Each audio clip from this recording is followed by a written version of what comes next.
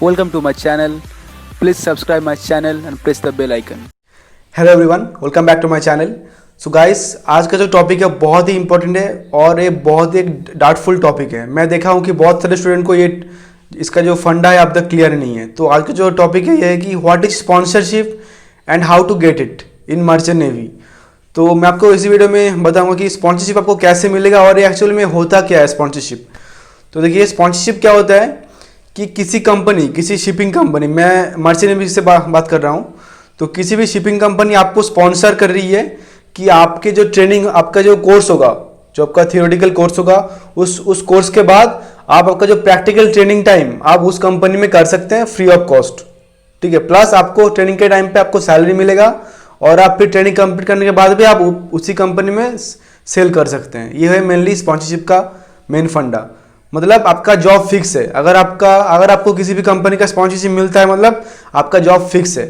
और स्पॉन्सरशिप मतलब क्या, आपका जो कोर्स होगा, आप जो थियोरेटिकल जो कोर्स करेंगे, मतलब आप जो भी कोर्स करेंगे, जैसे कि अगर आप डीएनएस कोर्स करते हैं तो उस कोर्स का जो कोर्स का जो फीस है वो आपको पे करना पड़ेगा। ऐसा नहीं है कि स्पॉन्सरशिप मतलब कि आपका जो फीस है वो भी कंपनी पे करेगा, ऐसा नहीं है। आपको आपका कोर्स का फीस पे करना पड़ेगा।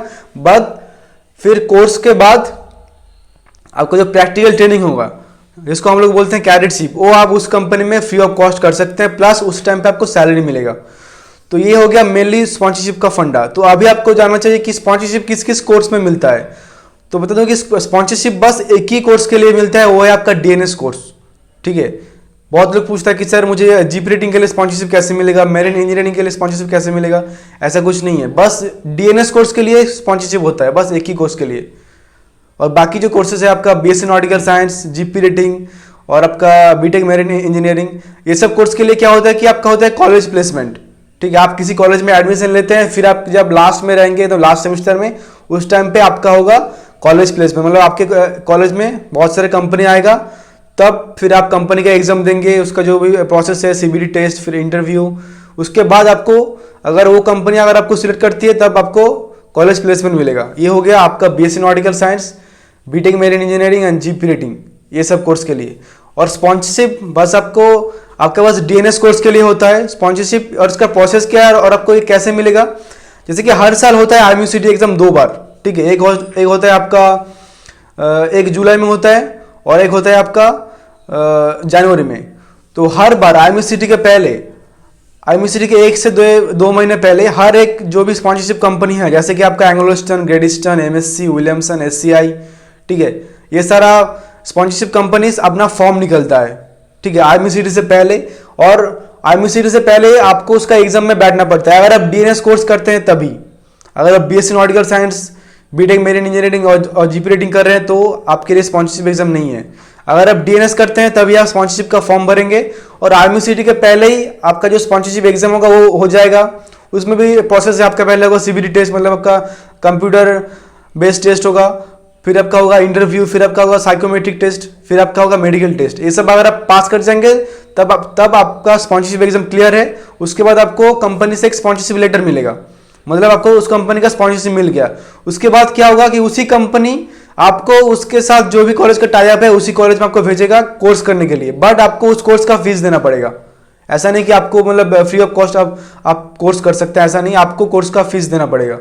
फिर आपका कोर्स करने के बाद फिर आप उसी कंपनी में, आपको जिस कंपनी से स्पॉन्सरशिप मिला था, फिर आप उसी कंपनी में अपना कैडेटशिप कर सकते हैं। ये हो गया just for only DNS course. बाकी सब कोर्सेज के लिए आपको कॉलेज प्लेसमेंट लेना पड़ेगा। ये डिपेंड करता है कि आप किस कॉलेज में एडमिशन लेते हैं। फिर आपका स्पॉन्सरशिप एग्जाम जैसे कि हो गया आपका फॉर डीएनएस कोर्स, उसके बाद आपको देना पड़ेगा आर्मी का एग्जाम। ठीक है, और फिर आपको आर्मी एग्जाम में पास करना पड़ेगा। अगर ऐसा हुआ कि आप स्पॉन्सरशिप एग्जाम पास कर चुके बट अब आर्मी एग्जाम फेल कर लिए, तो फिर आपका जो स्पॉन्सरशिप लेटर था वो आपका हो जाएगा कैंसिल, आपको फिर स्पॉन्सरशिप नहीं मिलेगा। तो आपको आर्मी आपको क्लियर करना ही पड़ेगा, ये मैंडेटरी। एक्चुअली आर्मी मैंडेटरी सारे कोर्स के लिए, डीएनएस हो या फिर बीएससी नॉटिकल साइंस मतलब बीएनएस, या फिर आपका हो जाए बीटेक मेरिन इंजीनियरिंग, ये सब कोर्स के लिए आर्मी मैंडेटरी है। और एक हो गया जो स्पॉन्सरशिप कंपनी है एससीआई, इसके लिए क्या प्रोसेस है, इसका कोई स्पॉन्सरशिप एग्जाम नहीं होता है। जैसे कि अभी इससे का फॉर्म निकला हुआ है तो आप उसका फॉर्म फिल करेंगे, उसके बाद जो भी उसका जो सिलेक्शन प्रोसेस है वो आर्मी रैंक के ऊपर होता है। बस एससीआई का भी जो सिलेक्शन प्रोसेस है आर्मी सीट मार्क्स के ऊपर रहता है, बट बाकी सारे कंपनीज का जो स्पॉन्सरशिप प्रोसेस है स्पॉन्सरशिप देने का, वो होता है आपका उसके स्पॉन्सरशिप एग्जाम के थ्रू। तो यही है मेनली स्पॉन्सरशिप का मेन थिंग, ठीक है। तो स्पॉन्सरशिप बस एक ही कोर्स के लिए होता है, वो है डीएनएस कोर्स। बाकी सारे कोर्स के लिए होता है कॉलेज प्लेसमेंट। अगर आपको और भी डिटेल्स में जानना है कि स्पॉन्सरशिप एग्जाम और कॉलेज प्लेसमेंट में क्या डिफरेंस है, तो मेरे आई बटन पर आपको वीडियो मिल जाएगा, आप उसको देखेंगे तो आप और भी आपको समझ में आ जाएगा। तो गाइज आज का वीडियो यही तक है। अगर आपको अच्छा लगे तो आप मेरे चैनल को सब्सक्राइब कीजिए। तो अभी चलते हैं, फिर मिलते हैं नेक्स्ट वीडियो पे।